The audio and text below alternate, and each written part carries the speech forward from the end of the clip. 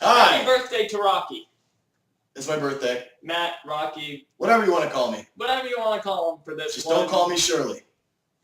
Surely you must be joking. I'm not, and don't call me Shirley.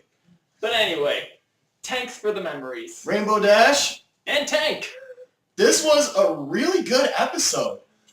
I liked this one. I was, And on top of it, okay, when I just heard, I didn't know anything about this episode prior to today.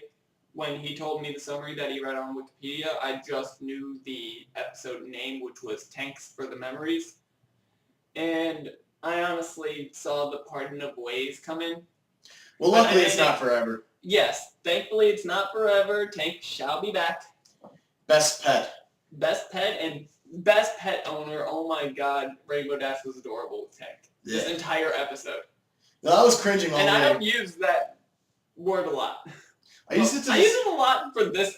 I use it a lot for this show. I never use that word I've used it once in my life to describe Sweetie Bot. Because I just couldn't help it.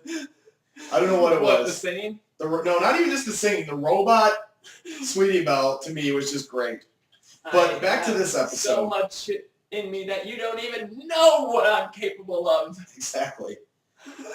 I was, believe it or not, cringing through this whole episode because I knew sad Rainbow Dash was coming. Rainbow Dash is one of those characters you just don't want to see. Yes, we've been looking. He automatically pointed this one out, was Death Allegory. And it goes through all 5 stages in order perfectly. Yep. Starts with denial. When Fluttershy is actually describing hibernation to Rainbow Dash, and he didn't know that tortoises hibernated. No, I thought they flew south for the winter. I told him, turtles migrate, tortoises hibernate. I just thought, and I made this exact joke when I read the Wikipedia entry. She says, you know he's not a bear, right? I said, no, he's a turtle, not a bear. I did say turtle, but I made that exact joke, so I was pretty happy when she said that. Yeah. And we had to restart the episode like 5 minutes in, whatever. There was one routine we needed to see again, but... Yeah. Next stage, of course... Hang on. Before we reach that, we have to touch on that. What, that one sketch that we had to restart it for. When all the ponies were named like Clear Skies. Yeah, it was just brilliant. It was like a total Abbott and Costello who's on first. And the voices were perfect. The voices were perfect. They had all these brilliant accents that you could tell were like from all over America. Like you caught some from Wisconsin, some from Brooklyn. It might have been their best routine in the show. You could tell that these were probably weather ponies saying, okay, we got a city prepared, we got a city getting ready to have it's winter.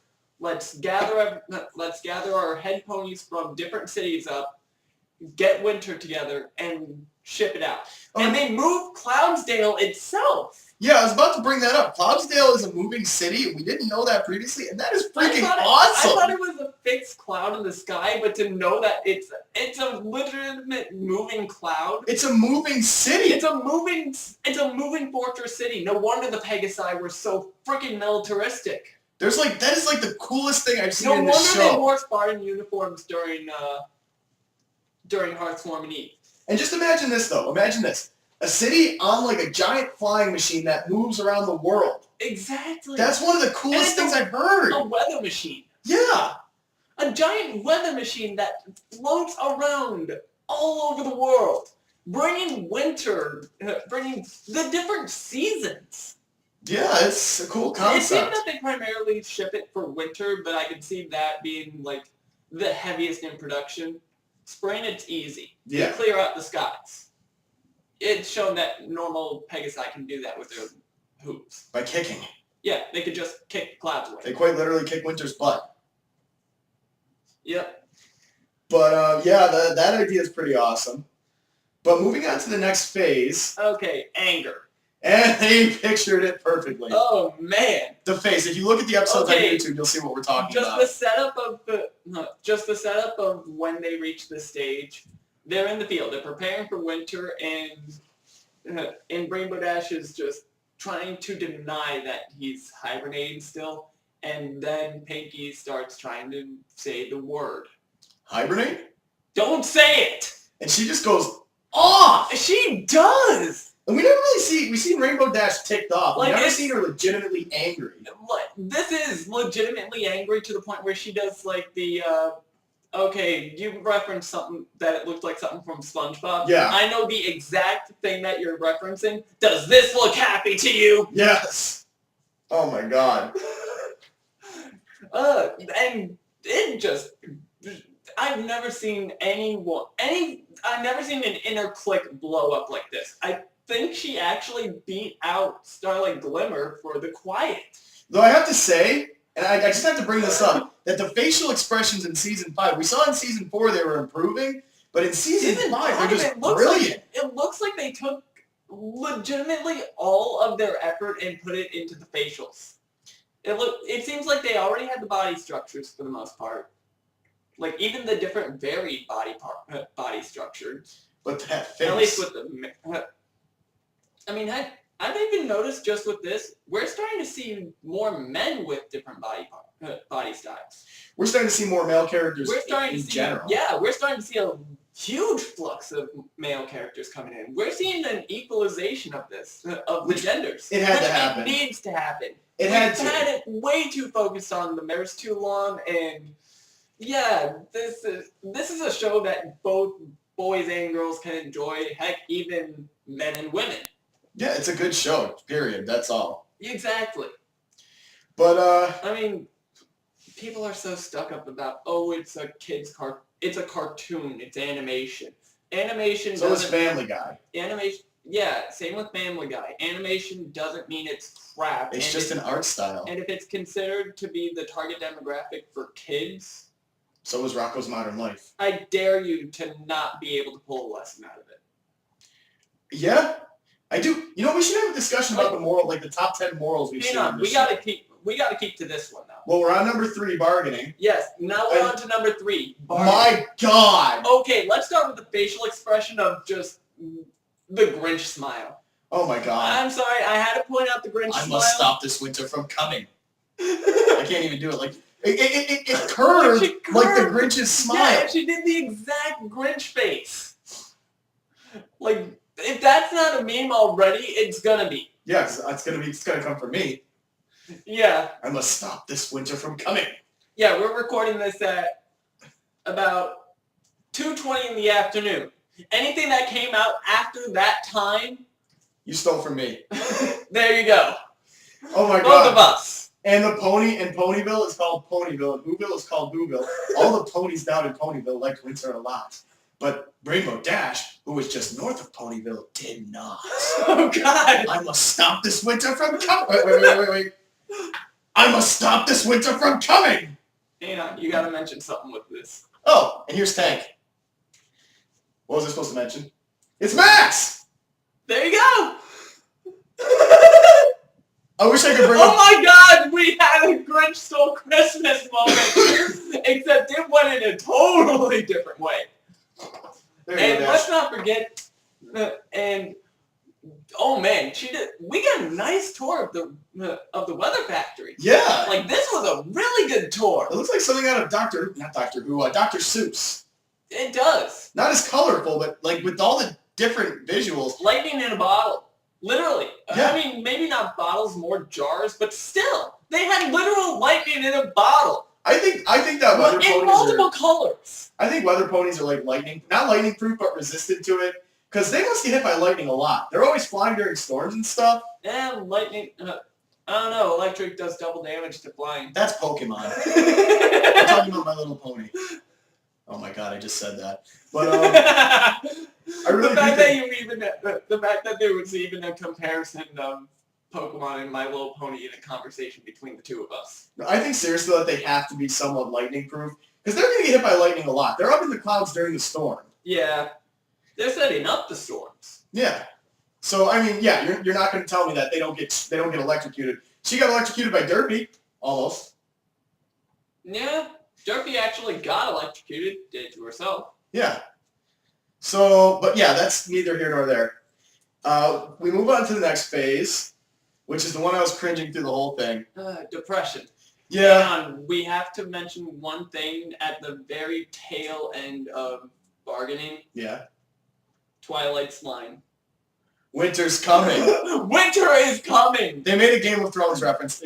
I've decided that that's what it is. My Little Pony just made a Game of Thrones reference. I'm pretty sure that one was like instantaneous. Probably the Seuss, probably like the Seuss references too were already made. And then think of it. This episode aired at 9 o'clock. I was driving home and it didn't get onto YouTube until like half an hour ago. If Luna says the night is dark and full of terrors, I will poop myself. I will. But the night is dark and full of terrors. I still don't know that reference. It's Game of Thrones. Is it? Yeah, because winter's coming, and during winter it's like night, like three out of 4 days of the week. So, and the monsters and stuff come out. So yeah, the night is dark and full of terror. Huh. Was that outside of season 1? Mm-hmm. Then I really need to try and... You remember the ice zombies? They come out during the winter. I do remember the White Walkers. Yeah, they come out during the winter, during the night. So the night is dark and full of terrors. And I guess Wendigos would be the equivalent in that universe. But yeah. That would be interesting if they came. The faces. This episode is full of great faces. Yes. I mean, even in the musical number, you generally cringe, but you actually got taken in by the visual. Yeah. Well, this wasn't the worst song they've had. It's the first Rainbow Dash solo. Yeah, it's the first time we've seen her sing solo. I like it. I'm not huge on the music. This wasn't the worst song I've seen, though. Awesome as I wanna be. Duh, no. No.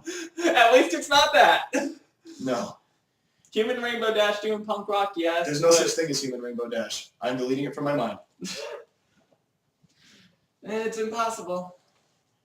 You don't know me very well, do you? I forget my name on half the occasions. But back to the episode. What's my age again? I don't know. I know what you're doing, but... Back to this episode.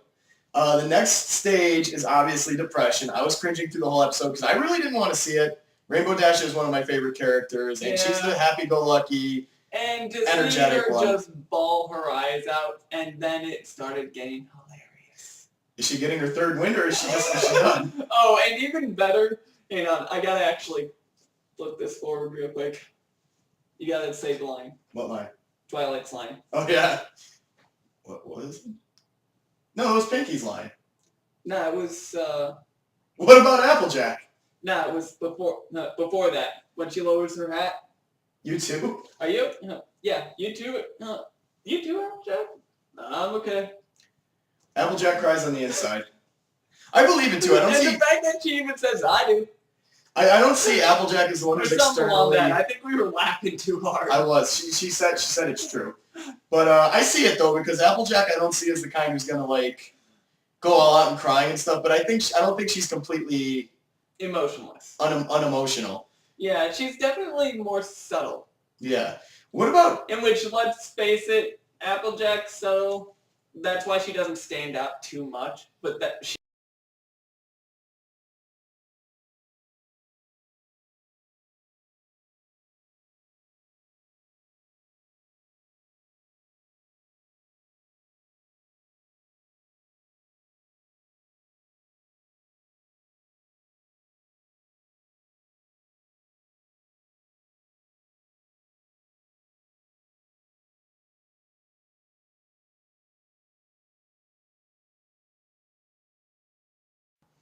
Alrighty, unfortunately we had some technical difficulties, and He shot his computer. I'm about to, but unfortunately it's against the law. Yeah, one guy got arrested for that. I work in a rural area. I'll just drive it out that way. You mind if I take this butt? It probably sounded so wrong. Cigar butt. Is that a yes? Yeah, it probably sounded so wrong just over the audio alone. Cigar. But anyway, Lighter? so we left off on, it's somewhere. I'll find it. I can talk from here. Yeah, but we left off on Applejack's subtlety. Yeah, she's a very subtle character, and I'm starting to appreciate that a little bit more in this season. Applejack cries on the inside, and it's true. I know a lot of people like that. I believe it. I agree. I'm not much of an emotional person, but that would be me, because I'm not the kind of person who just gets really. Even when I'm mad, I hold it all on the inside. I do my best to do that, but sometimes. We gotta stop and get more smokes. Yeah, I need to get my nicotine refill. I'm addicted again, but that is neither here nor there. I'm addicted to ponies too, and that's what we're talking about. Yeah, I don't think. I think once I get my refill, I'm not gonna need this other one. Okay. Cigar. Perfect. Thank you. But what we left off on? Did we already talk about how I want to see Rainbow Dash in more episodes by herself? I don't think we reached it at this point. I know we talked, we went through this whole recording. I think it was twice as long as it was in the video. Yeah. And half of it just got cut. But Dash jumped up in my favorites list. Just because we saw a little more of her in this episode. We saw something more than a lot of her element showing. Yeah, she's really loyal to her pet, and we saw more of her than just the usual boastful, and not in a bad way, not in a Trixie way. Don't get me wrong, I like Trixie. She may be my favorite, but not in a Trixie way, but not awesome as I want to be. Yeah, God no. But it's much less ego. She seems a ballad to a turtle. Mm-hmm. Tortoise. Less of a ballad, more of a sprightly song, actually. Yeah, about keeping the winter away so we can stay warm for him to stay with her. And I can see it. She's really close to her pet, so I can see why she wouldn't want him to be gone for 3 months. Yes. And again, I just have to say this, if it wasn't caught in the original recording, that I really like how they finally hit the death allegory for this. Yeah. And I think it's the closest that we'll ever get for that. Yeah, we talked about this at the end, how this is actually a good lesson for not really young kids, obviously, because they're not ready for that. But yeah, not super young kids. The little older audience that's just starting to understand this stuff. Super young kids would still understand, someone would have to go away. Please don't smoke that. Yeah, I'm not. Need it. Okay. Still got most of that butt left. Oh, no, there's another one. Yeah, I'm definitely addicted again, but yeah, I love this episode, and Rainbow Dash is definitely. If I had to rank the main 6, at this point it would probably go. And I'm doing a tie for the first one. Don't say a thing because I can't. It would be Fluttershy and Pinkie Pie, then Dash, then Rarity, then Applejack. No, then Twilight, then Applejack. Then Applejack. Yeah, did I miss one? I don't think so. No, because that was a total of 6. Yes. And Applejack is growing on me a lot in this season because we're seeing a little more of her. Mm-hmm. I just love the crying on the inside. And we're even seeing a bit more of Spike and a lot more of background characters and even male characters. Yeah, there's a lot more male characters. That Abbott and Costello routine. Oh, God. That was just brilliant. That may have been the best joke they've done so far. That was perfect. Where's Fluffy Clouds? He's over there. And their voices were perfect, too. Hey, where's the Fluffy Clouds? Oh, he's over there. Well, there's clear skies everywhere. That's clear skies. Nah, that's clear skies. Well, then what's all this? Open clear skies. Where are the puffy clouds? He's over there. And it's just like this psychotic Einstein. But anyway, Pokemon. I think that one actually made it in. Yeah. To the recording, thankfully. Yeah. So we honestly, since we hit all of the main 5, we should just really wrap up. Winter wrap up. It's a winter episode. Oh God. Man. But yeah. I'm hitting my head in response to the winter is coming. Winter's coming. It's over here, thank God. It's never coming back. But yeah, this episode's a solid 9.5 for me. I really liked it. I would give this probably about the same, maybe a little less. 9. Yeah, it was a good episode. It was a solid 9. I thoroughly enjoyed it. I've been wanting to see more of it. Rainbow Dash and Tank, honestly. Yeah, because the most we saw, there was the first episode. Then there's the one where she's leaving him. Yeah, we had that one subtle moment that shows just how close they are, or rather how close they've gotten since Tank's initial come in. Yeah. And now we actually got to see it full-fledged. Exactly. We've seen the relationship with every pony and their pet except for Rainbow Dash to this point. Yeah, exactly. We haven't seen a full episode with Pinkie and Gummy. Just little scenes. But I'm pretty sure that sums up their entire relationship. Yep. He doesn't do anything but blink, but she's so hyperactive she actually takes that as a legitimate response. I think she projects a personality onto him. And then it's the same thing with Winona and Applejack. Faithful dog and the farm girl. Yeah. And the farm girl owner. But I don't have too much more to say about this one. It was a great episode, and I'm really looking forward to seeing more later in the season. Yes, I can't wait till next week for this. And it was a birthday episode for me. yes. It was my favorite episode so far, and We it aired got on that my at the birthday. beginning of the episode. Yes. That it was, well, now that we're actually in the pony zone, Yeah. Rocky. But I like this episode. I'm I going don't to know, say... does Rocky share the same birthday as you? I don't know. I don't think he even knows when his birthday is. He's been wandering for so long, he's probably long since forgotten. Well, he'd probably figure out what day it is when he reaches a city. What day is it? I've been wandering for 5 years? Maybe not 5 years, but a couple of years. I'm pretty sure he didn't stay out of cities for 5 years. Well, he traveled through them. He was in the Everfree for at least 6 to 8 months. What, did he get lost? Oh, yeah. Have you met me? I got lost on the way to your house one time. Really? You don't remember that? I had to call you and figure out which street to take? Oh, yeah. Anyway, we're going to wrap this up, so we shall see you guys next week. Luna's best princess.